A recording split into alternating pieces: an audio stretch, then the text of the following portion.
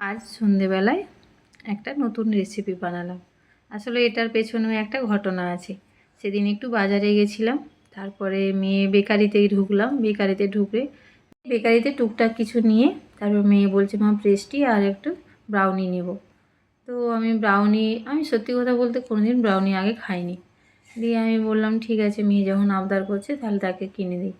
একটা এইটুকু ব্রাউনি, তার দাম 70 টাকা। আমি তো শুনে অবাক হয়ে গেছি। কী করবো, বাচ্চা তো বায়না করেছে যখন, ঠিক আছে নিই বলে নিয়ে এলাম বাড়িতে। নিয়ে আমি একটু খেয়ে টেস্ট করে দেখলাম, ঠিক আছে ভালোই লাগছে খেতে। তারপরে ভাবলাম যে এইটুকু একটা জিনিসের দাম এত টাকা, ঠিক আছে দেখি তাহলে আমি ইউটিউব ঘেঁটে আমি নিজে বাড়িতে বানাতে পারি কি না। তা যেমন ভাবনা তেমনই কাজ। তাই ভাবলাম ঠিক আছে, সব কিছু জিনিস এখন তো অনলাইনে সব কিছুই পাওয়াই যায়, ব্লিঙ্কিটে সব কিছুই ঘরেই পৌঁছে যায়। তাই ব্লিঙ্কিটে একটা ডার্ক চকলেট আর কিছুটা চকো চিপস অর্ডার দিয়েছিলাম, সেটা চলে এসছে।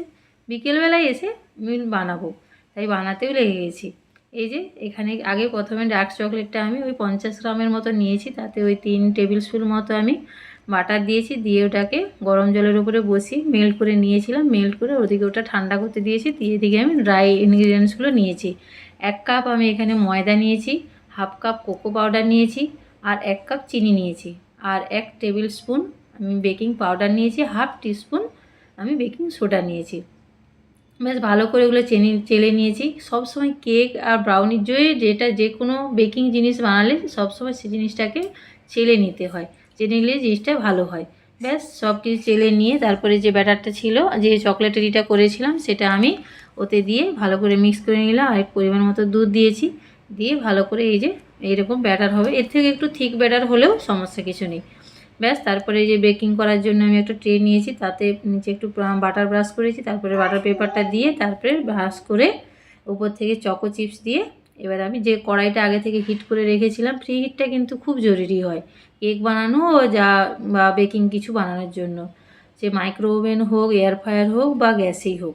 ব্যাস সেটা আমি গরম করে নিয়েছি, তারপরে ওতে বসিয়ে দিলাম। আমার গ্যাসে প্রায় সময় লেগেছে 40 থেকে 45 মিনিট। এটা ওভেনে বা এয়ার ফ্রায়ারে হলে একটু কম সময় লাগে, তাড়াতাড়ি হয়ে যায়।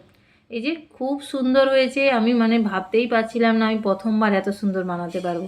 তারপর উপর থেকে একটু চকলেট দিয়ে ভালো করে ডেকোরেশন করে নিয়েছি, উপর থেকে চকো চিপস দিয়েছি।